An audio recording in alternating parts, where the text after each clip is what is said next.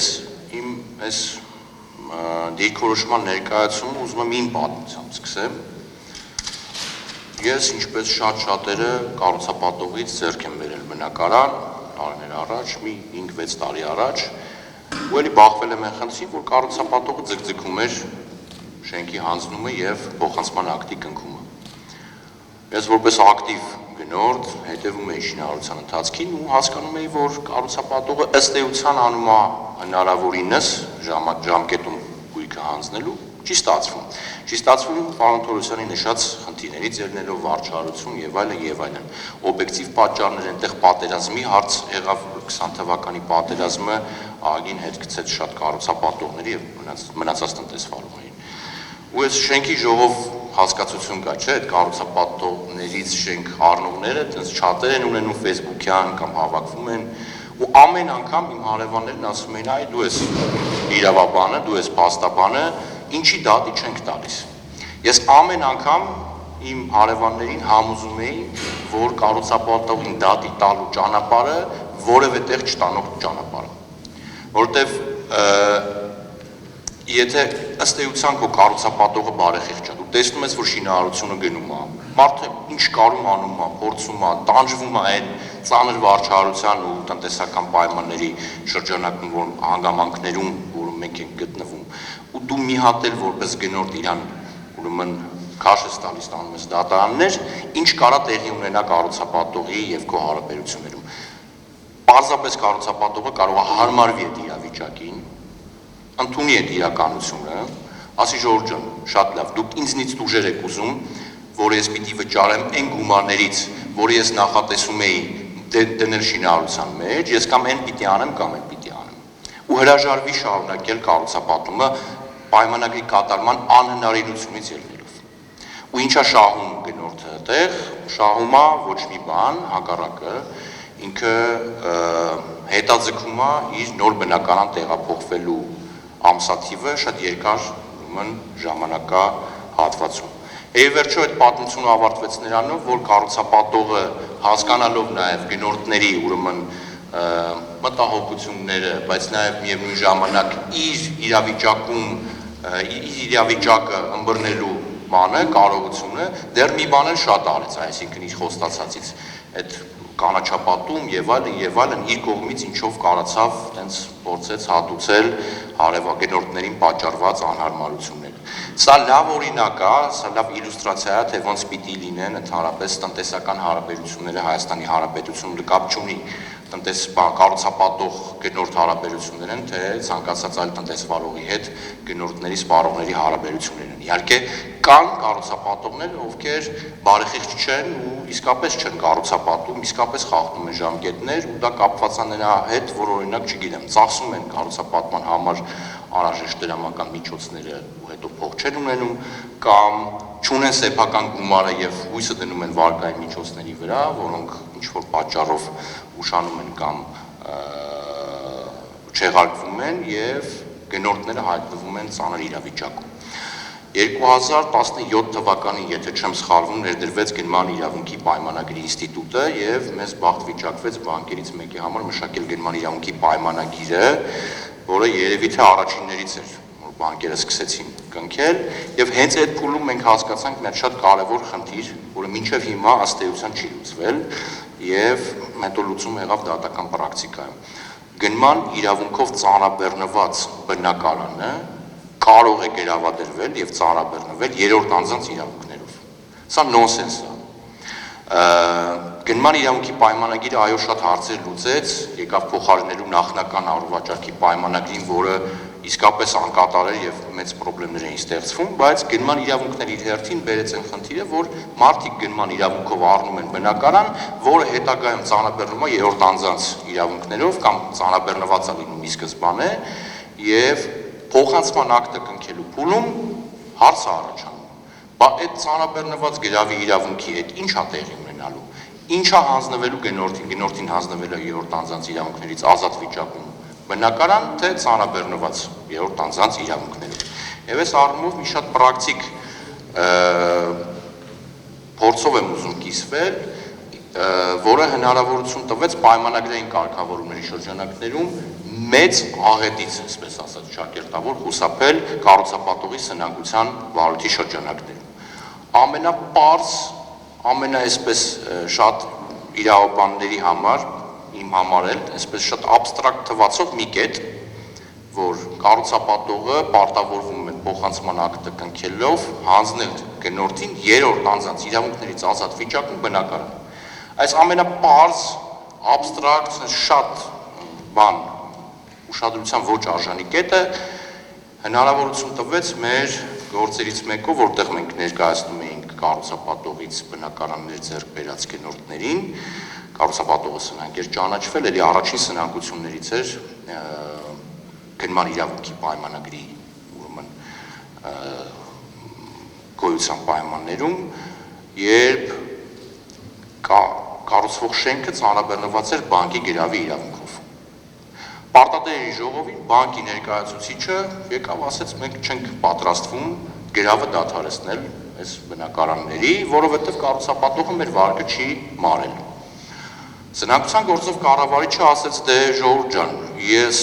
սնանկության մասին օրենքը նախատեսում այդ հնարավորությունը, ես փոխանցման ակտ կնքելու առաջարկներ եմ անելու,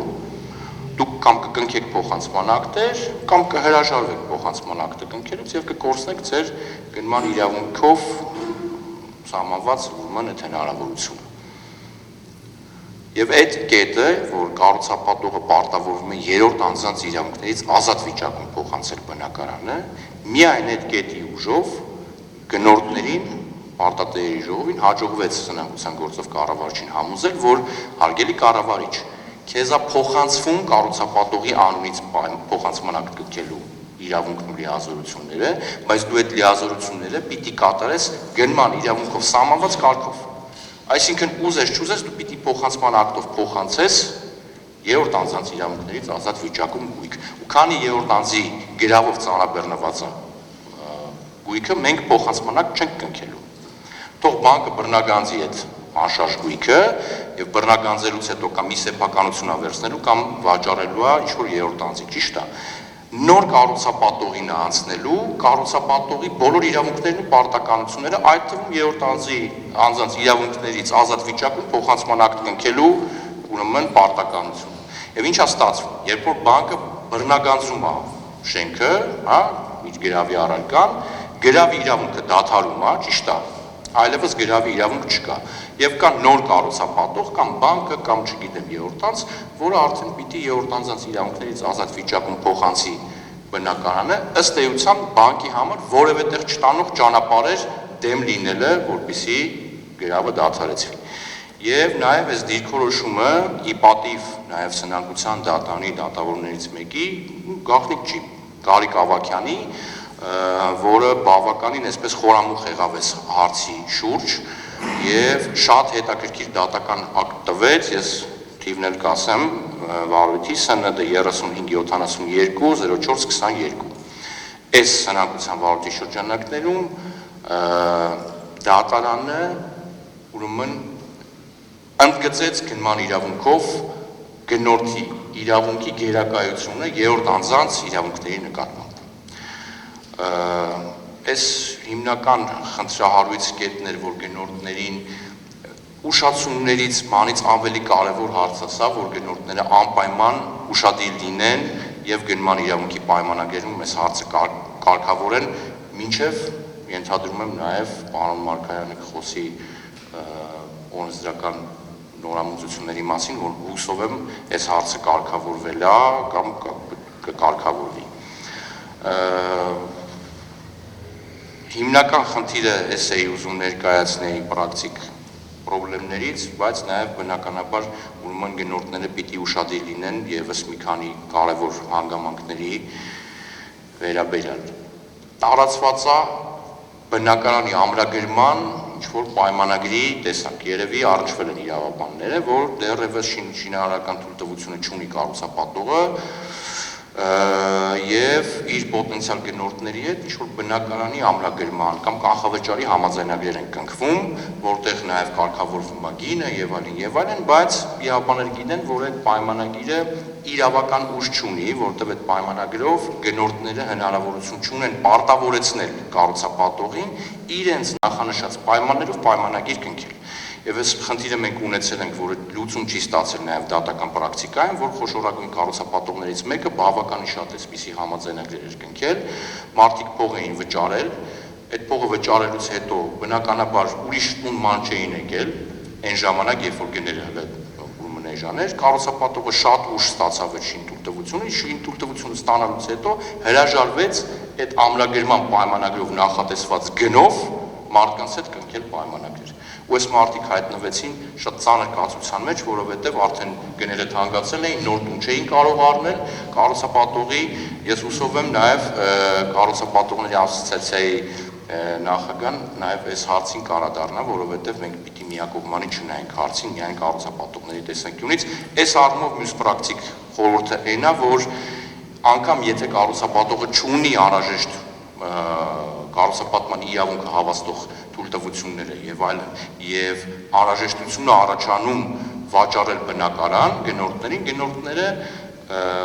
կարող են կառուցապատողի հետ բանակցել եւ կնքել գնման իրավունքի նախնական պայմանագիր եւ գնման իրավունքի նախնական պայմանագրով գնման իրավունքի հիմնական պայմանագիր կնքելու պայմանը դնել այդ անհրաժեշտ շինարարական թույլտվությունների ստացումը եւ այդ պայմանագրով նախանշած գինը, մակերեսը եւ մնացած հիմնական պայմանները արդեն հնարավոր է պարտավորեցնել կառուցապատողին, որպեսզի չշեղվի այդ նախանշած պայմաններից։ Այսքան։ Պարոն Հարությունյան, շատ լավ նկատեցիք, ամեն ինչ լավ է, երբ կառուցապատողը բարեխիղճ չէ, բանկը բարեխիղճ չէ, պայմանագրերը կնքվել են հավասարակշռված, բայց հասարակ գնորդի համար սրանք կարծես թե անհասանելի են շատ հաճախ։ Ինչպես է կարծում, եթե օրինակ պետությունը ինքը սահմանի նախնական կամ գնման իրավունքի պայմանագրերի պարտադիր տիպային ձևեր եւ այստեղ հենց հավասարակշռվեն թե կառուցապատողի, թե գնորդի շահերը, արդյոք սա հնարավոր է իրատեսական է։ Միանգամայն իրատեսական է, երբ նշեցի, որ 17 թվականից գնման իրավունքի պայմանագրերին առնչվում ենք, մենք 17 թվականից սկսած, այդ գնման իրավունքի պայմանագիրը մշակելուց սկսած, անընդհատ առաջարկություններով ենք հանդես եկել, որպեսզի ժողովուրդ ջան, եկեք, կարգավորեք, որպեսզի, չգիտեմ, կառուցապատողի, ուրեմն ոչ շրջահայաց վերաբերմունքի պատճառով մարդիկ իրենց բնականից չզրկվեն։ Հենց նույն երրորդ անձանց իրավունքներով ծանրաբեռնելու այդ հնարավորության առկայության պայմաններում։ Մինչև հիմա այդ կարգավորումները չեն տրվել, ամբողջ շեշտը պետությունը դրել է կառուցապատողի հատուկ հաշվին եղած դրամական միջոցների տնօրինման հարցի նկատմամբ, որը էլի պակաս կարևոր հարց չի, ընդունելի է, բայց այստեղ գնման իրավունքի կարգավիճակը ընդգծելու, գնման իրավունքով ծանրաբեռնված բնակարանը հնարավոր, չգիտեմ, արգելանքներից, կալանքներից, գրավներից ապահովագրելու խնդիր պիտի լուծի պետությունը, որը ես օրինակ հույս ունեի, որ մեր բանկերը, ովքեր հիմնական ֆինանսավորողներն են այս գնման իրավունքի պայմանագրերով հիպոթեկային բանի, ունեն այդ ռեսուրսները բանկերը, չէ, ունեն իրենց իրավաբանական թիմերը եւ իրենց հաճախորդի իրավունքը պաշտպանելու համար իրենք պիտի խորամուխ լինեն, որ գնման իրավունքի պայմանագրերը նաեւ իրենց հաճախորդի իրավունքների պաշտպանության տեսանկյունից կնքվեն, այո, արվում են շատ դեպքերում արվում են, բայց բավարար չի, երբեմն բանկերը ուշադրություն չեն դարձնում իրենց հաճախորդների իրավունքների կարգավորման անհրաժեշտությանը, իսկ շատ դեպքերում էլ առանց հիպոթեկային ֆինանսավորման են գնորդները կնքում եւ կամ պիտի գնորդները անպայման դիմեն իրավաբանի խորհրդատվության համար, որպեսզի իրավաբանը օգնի կառուցապատողի հետ պաշտպանված պայմանագիր կնքել կամ եթե այդ մշակույթը մենք չենք կարողանում ձևավորել, այո, պետությունը ունի պոզիտիվ պարտականություն այս աննորմալ կառուցապատման պայմաններում գնորդներին, սպառողներին պաշտպանել, սահմանելով գնման իրավունքի պարտադիր այնպիսի պայմաններ, որոնք իրագործելի կլինեն։